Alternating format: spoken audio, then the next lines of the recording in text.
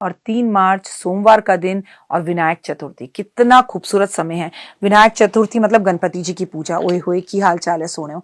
आपका दिन शुभ मंगल में हो, परमपिता परमात्मा की असीम कृपा बनी रहे। चलिए कार्यक्रम की शुरुआत हमेशा की तरह बिलीव इन कर्मा। विनायक चतुर्थी की आपको पता है कि आपको एक ऐसे देव की पूजा के बारे में बता रही हूँ जिनकी पूजा किए बिना तो हमारी शुरुआत ही नहीं हो सकती। आज मैं आपको एक ऐसे देव की पूजा करने के बारे में बताने जा रही हूँ जिसकी आराधना समस्त ब्रह्मांड करता है और जिसकी आराधना के बिना आप जीवन का एक कदम, पहला कदम ही नहीं उठा सकते। साथ में सभी देवी देवता, सभी भगवान, यहाँ तक कि खुद उनके माता पिता उनकी आराधना करते हैं। वो अगर प्रसन्न हो जाएं तो धन वैभव छोड़ दीजिए, वो आपको इतनी बुद्धि, इतना ज्ञान, इतनी क्षमता देते हैं कि सारी दुनिया आपके कदमों में आकर बैठ जाती है। आप उनकी आराधना के बिना कोई काम शुरू नहीं हो सकता। वो चाहें तो बड़े से बड़े विघ्नों को चुटकी में दूर कर देते हैं, जिनको याद करने से ही सारे काम अपने आप पूरे हो जाते हैं। लगता है जी हाँ, आप समझ गए। मैं बात कर रही हूँ हिंदू धर्म के प्रथम पूजनीय देव श्री गणेश जी के बारे में। हमारे गणपति बापा मोरया, मंगल मूर्ति मोरया, मोरया रे पापा मोरया रे। गणपति बापा तो गुणों के खान है, जिनके बारे में जितनी बात करूं उतना वर्णन करना कम रहेगा।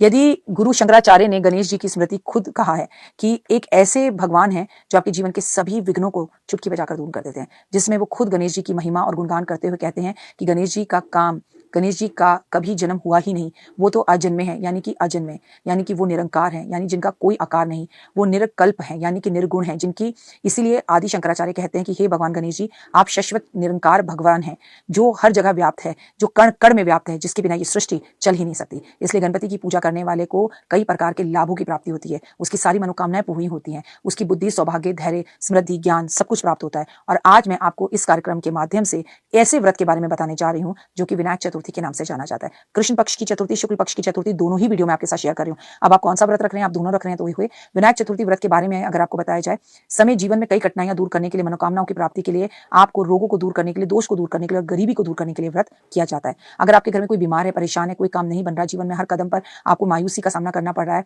तो आपके काम बिगड़ते चले जा रहे हैं, लोग कहते हैं आप बहुत समझदार हैं, लेकिन समझदारी आपकी किसी काम नहीं आ रही, तो हर जगह सिर्फ परेशानी का सामना करना पड़ रहा है, तो विनायक चतुर्थी का व्रत जरूर करें, भगवान गणेश की पूजा करें और आप देखेंगे कि आपके जीवन में कैसे आपके दिन बदल गए। वैसे तो हिंदू पंचांग में हर महीने में 2 चतुर्थी होती हैं। पूर्णिमा के बाद कृष्ण पक्ष में आने वाली चतुर्थी संकष्टी चतुर्थी कहते हैं, और अमावस के बाद आने वाली शुक्ल पक्ष की में आने वाली चतुर्थी को विनायक चतुर्थी कहते हैं।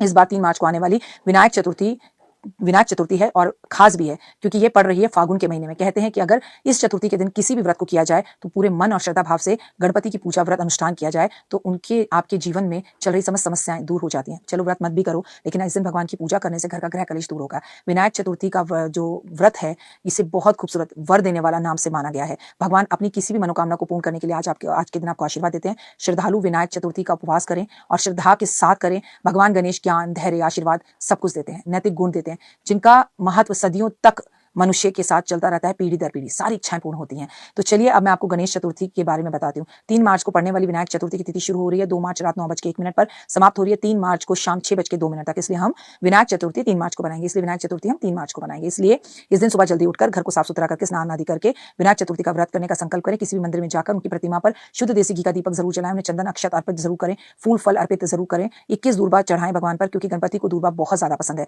उन्हें बूंदी के लड्डू और बेसनों का भोग लगाना बिल्कुल ना भूलें और गणेश के मंत्रों का जाप करें। इसके बाद भगवान गणेश को सुख, शांति, समृद्धि की प्रार्थना करें। मान्यता है ऐसा करने से धन का लाभ होता है, रोग, कष्ट, कर्जा दूर होता है, छुटकारा मिलता है, आपकी सारी परेशानियां दूर होती हैं। कहा जाता है विनायक चतुर्थी पर भगवान गणेश की पूजा करने से 2 बार की जाती है, एक बार सुबह और एक बार शाम को, और ये माना जाता है कि इस दिन आपको चंद्रमा के दर्शन नहीं करने चाहिए। अगर आप ऐसा करते हैं तो आप पाप के भागी होते हैं। विनायक चतुर्थी को लेकर कथा भी आती है कि पौराणिक कथा है के अनुसार एक बार भगवान शिव और माता पार्वती नर्मदा नदी के किनारे पर बैठे थे और वहां माता पार्वती ने भगवान शिव को चौपर खेल रहे थे।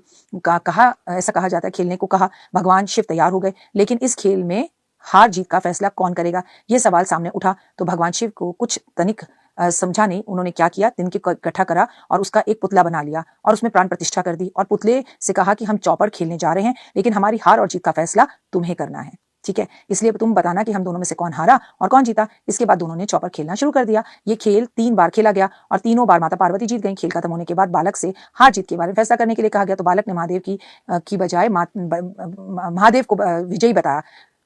यहां से काट लेना नहीं। तो महादेव ने बालक को विजय बता दिया। ये सुनकर माता पार्वती क्रोधित हो गई और क्रोध में उन्होंने उस बालक को लंगड़ा होने का, कीचड़ में पड़े रहने का श्राप दे दिया। बालक ने माता पार्वती से माफी मांगी और कहा, ऐसा मुझसे अज्ञानतावश हो गया, मुझे क्षमा कर दीजिए। बालक ने जब माता से क्षमा मांगी तो माता पार्वती ने कहा कि यह गणेश जी की पूजा के लिए नाग कन्या आएगी, उनके कहे अनुसार तुम गणेश व्रत करना, ऐसा करने पर तुम्हें मेरी माफी मिल जाएगी। 1 साल के बाद उसी स्थान पर नाग कन्याओं के ने से श्री गणेश का व्रत विधि करने पर बालक ने 21 दिन लगातार गणेश जी का व्रत किया। उसके श्राप से गणेश जी उसकी श्रद्धा भाव को देखकर गणेश जी खुश हो गए और उस बालक को वांछित फल मांगने के लिए कहा। उससे बालक ने कहा, विनायक मुझे इतनी शक्ति दो कि मैं अपने पैरों पर चलकर माता पिता के साथ कैलाश पर्वत पर पहुंचूं।